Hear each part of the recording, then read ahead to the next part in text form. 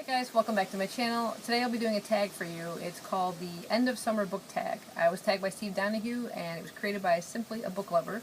And there are 8 questions within this tag. So I figured I might as well be outside in the beautiful summer weather to go ahead and do this one. Number 1 is Summer Camp. Which book had your new favorite character? And for that I went with A Quiet Life in the Country by T.E. Kinsey.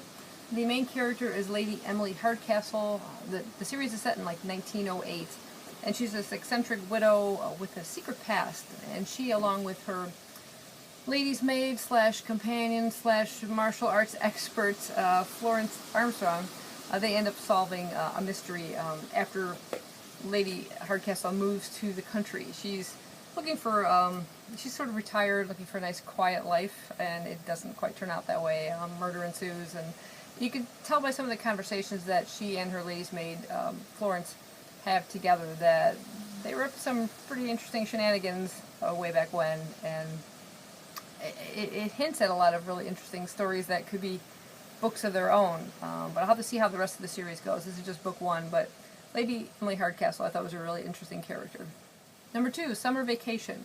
What was your favorite book of the summer? That one I picked Wolf Hall by Hilary Mantel. This is set during the reign of Henry VIII. It focuses on the character of Thomas Cromwell. I just thought it was really intriguing, a great read. I'm always interested in ancient history in terms of, England, Tudor history, Plantagenet history, and I really just got into the characters. And I've approached this sort of time frame in different formats in different books before, so it was interesting to see it from Thomas Cromwell's point of view. I'm looking forward to reading Bringing Up the Bodies, which is the second book in the series. Number 3, Summer Rain. What was your least favorite book? For that, I went with a manga, actually. This is Ichi-F by Kazuto Tatsuta. It says it's a worker's graphic memoir of a Fukushima nuclear power plant. So it's a non-fiction manga. The artwork was pretty good, but I have to say it kind of got boring. It says this is not the story of that disaster of the earthquake in 2011 and the subsequent tsunami, but the repair work that went on in the Fukushima Daiichi nuclear power plant. There's one of the nuclear reactors and stuff that kind of fell apart. But it's this particular worker who worked in the plant, doing the cleanup work and everything and what they went through. But after a while, I have to say it kind of got boring. I think it would have been more interesting if it started with the disaster and everything, which was horrific to watch on TV. And hearing all the horrible stories and the destruction and everything, but it would have made a more captivating storyline than this did. I kind of got bored with it, and I kind of started flipping through it a little bit. Number 4, Last Days of Summer. A book you wish you'd read this summer, and every summer for the past several years. The House of Leaves by Mark Danielewski. I think, again, it's somewhat the format that sort of just terrifies me, because sometimes you're reading in a mirror and you're reading backwards. It's really, really a strange book. Sometimes there's very few words on the page. It's a big, hefty book, and I want to devote enough time to it, and like something to read over vacation. But the past couple of vacations, there's been something else that's come up, like Booktubeathon, and now September, my next vacation coming up, is we're doing the Decameron read-along, and I'm also participating in Shake Tube, so it's like too much going on to just kind of concentrate on this one, so I'm pushing it back again probably to next year, sadly. Number 5, Assigned Summer Reading. A favorite classic of the summer. Well, out of the classics I read this summer, this was definitely my favorite, War and Peace by Leo Tolstoy. Quite hefty, did it as part of the read-along. We had it broken up into certain parts that we were reading each day, which made it very accessible. Storyline was fascinating, and the characters, loved Pierre's character and his progression through the book. Just really, really great read. Don't be intimidated like I was and miss out on a really good book.